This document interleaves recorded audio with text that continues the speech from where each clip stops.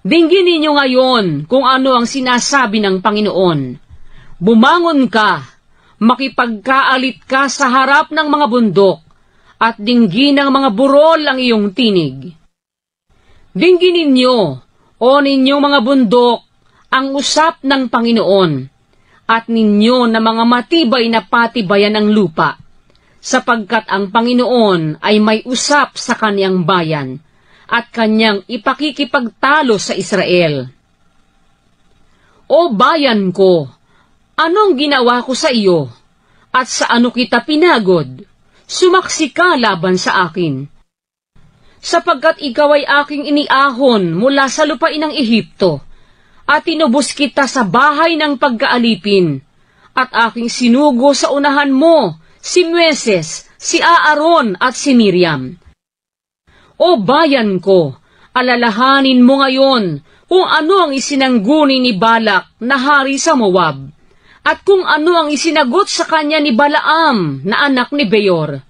Alalahanin mo mula sa Sitem hanggang sa Gilgal, upang iyong maalaman ang mga matwid na gawa ng Panginoon. Ano ang aking ilalapit sa harap ng Panginoon, at iyuyukod sa harap ng mataas na Diyos?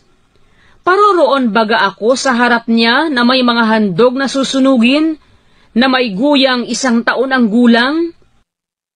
Kalulugdan baga ng Panginoon ang mga libu-libong tupa, o ang mga 10,000,000 ilog na langis? Ibibigay ko baga ang aking panganay dahil sa aking pagsalangsang, ang bunga ng aking katawan dahil sa kasalanan ng aking kaluluwa?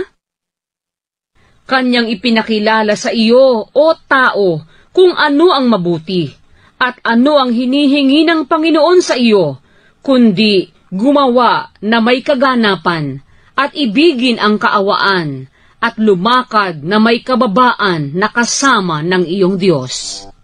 Ang tinig ng Panginoon ay humihiyaw sa bayan, at ang taong may karunungan ay makakakita ng iyong pangalan. Dinggin ninyo ang tungkod at ang naghalal niyaon. Mayroon pa baga kaya ng mga kayamanan ng kasamaan sa bahay ng masama at ng kulang na panukat na kasuklam-suklam?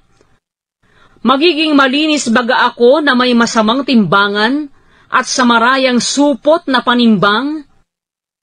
Sapagkat ang mga mayaman yaon ay puno ng pangdadahas, at ang mga mananahan dooy nangagsalita ng mga kabulaanan, at ang kanilang dila ay magdaraya sa kanilang bibig. Kaya't sinugatan din naman kita ng mabigat na sugat. Ginawa kitang kasiraan dahil sa iyong mga kasalanan.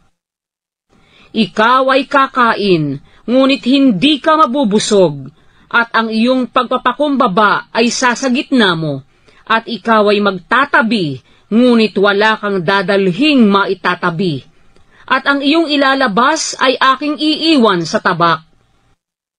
Ikaw ay maghahasik, ngunit hindi ka mag-aani. Ikaw ay magpipisa ng mga olibo, ngunit hindi ka magpapahid ng langis, at ng ubas, ngunit hindi ka iinom ng alak.